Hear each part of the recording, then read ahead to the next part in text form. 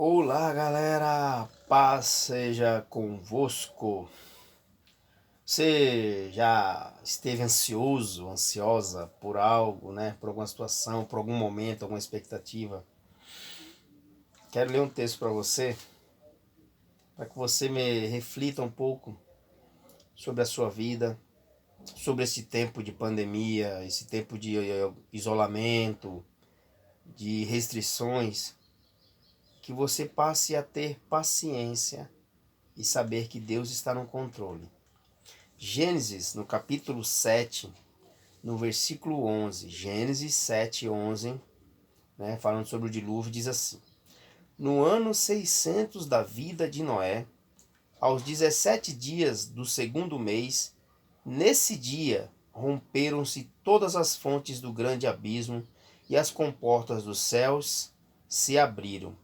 E houve copiosa chuva sobre a terra durante 40 dias e 40 noites. Então, o texto fala sobre o início do dilúvio. Gênesis capítulo 7, versículos 11 e 12. Então, abriram-se as portas no ano 600, Noé tinha 600 anos. No segundo mês, vamos colocar para nós nos meses, vamos dar os nomes aos meses para facilitar. Fevereiro, né? No dia 17 de fevereiro, Noé tinha 600 anos, começou o dilúvio. E aí você já parou para pensar, Noé trancado dentro daquela arca, choveu durante 40 dias, e Noé ficou preso naquela arca com a sua família, com aqueles animais, aquela bênção, aquela fragrância linda. Mas quanto tempo durou a estadia de Noé dentro da arca? Você já parou para pensar quanto tempo que Noé ficou dentro da arca, tendo que aturar, limpar bosta, desculpe o termo, mas essa é a verdade, limpar o cocô dos animais, né, cuidar dos animais. Quanto tempo que durou vamos dizer, esse isolamento do irmão Noé? E aí no capítulo 8 do Gênesis, no versículo 13 em diante, diz assim: Sucedeu que no primeiro dia do mês do ano 601, 601. Então, no mês de janeiro, né, as águas se secaram de sobre a terra. Então Noé removeu a cobertura da arca e olhou, e eis que o solo estava enxuto. Vamos dizer, 11 meses depois. Mas no ano 600, perdão, e aos 27 do segundo mês, ou seja, 27 de fevereiro, nomeando para nós facilitar o entendimento, 1 ano e 10 dias depois, a terra estava seca. Então disse Deus a Noé: Sai da arca, e contigo tua mulher, teus filhos e tuas mulheres e de teus filhos. Então, 1 ano e 10 dias depois, Noé saiu da arca. Ele teve que ter paciência, ele teve que esperar, ele teve que se aquietar. Para ele não tinha jeito, né? Ele não tinha solução. Ele não tinha uma TV a cabo em casa, ele não tinha serviço de streaming, ele não tinha internet em casa, ele não tinha vários aparelhos, jogos, ele não tinha. Ele teve que exercitar a paciência e confiar única, exclusivamente em Deus. Assim tem que ser comigo, tem que ser com você. Não adianta ficar ansioso, sofrer com o amanhã. O amanhã pertence a Deus. Então aquieta o seu coração, confie naquele que te chamou, naquele que te escolheu. Não adianta você ficar perdendo as estribeiras. Deus está no controle de tudo. Então, Salmo 46, 10, aquietai-vos e sabei que eu sou Deus. Ele continua sendo seu Deus.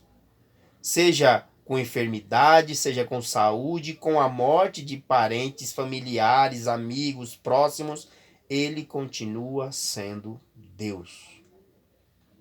Ele continua, então se aquiete. Ele continua sendo Deus. Noé ficou 1 ano e 10 dias dentro daquela arca. Você não está nem próximo disso. Seus problemas não estão próximos disso. E mesmo que estivesse ou até passado disso, Deus ele continua sendo Deus. E no tempo certo ele vai agir.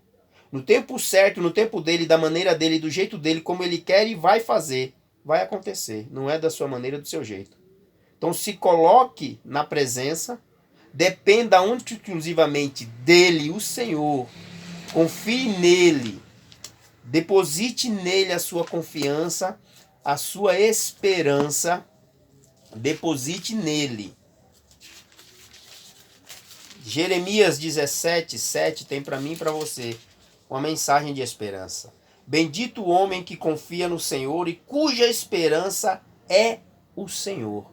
Você é bendito ou bendita quando você coloca, deposita no Senhor a sua esperança. Jesus nos alertou em Mateus 6 sobre as solicitudes da vida. No capítulo 6 de Mateus, do versículo 25 até o 34, ele alerta, ele exorta, ele fala: não andeis ociosos por a vossa vida, pelo que é a vez de comer, de beber. Não se preocupe, Deus está no controle. Ele fecha esse texto, essa passagem curta do 25 ao 34, dizendo: buscai em primeiro lugar o reino de Deus e a sua vontade. É o reino de Deus, não é o reino dos homens. Não é aquelas cargas que os homens te impõem, aquilo que os homens te obrigam a fazer. É o reino e a vontade soberana de Deus. Então Jesus ele alerta para nós se voltarmos para Deus, que ele vai cuidar dessas coisas. O apóstolo Paulo, em Filipenses, capítulo 4, no versículo 6, não andeis ociosos de coisa alguma, em tudo, porém, sejam conhecidas diante de Deus as vossas petições, pelas orações e pelas súplicas com ações de graças. Então aquieta o teu coração, querido, querida. Deus está aí, no controle de tudo. O mundo acha que está de perna para o ar, tudo está sobre o controle de Deus. Amém? Aquiete o seu coração. Descanse no Senhor, Deus Todo-Poderoso, Criador dos céus e da terra. Ele tem poder para fazer muito além daquilo que você precisa. Então, descanse. Se você está com Ele, a vitória é certa. Aquieta o teu coração, descansa no Senhor, confia nele. Tudo isso vai ser desfeito. Toda essa confusão vai ser resolvida, tudo vai ser estabelecido no seu devido lugar. Porque Deus continua sendo Deus. Amém? Deus te abençoe. Até o próximo.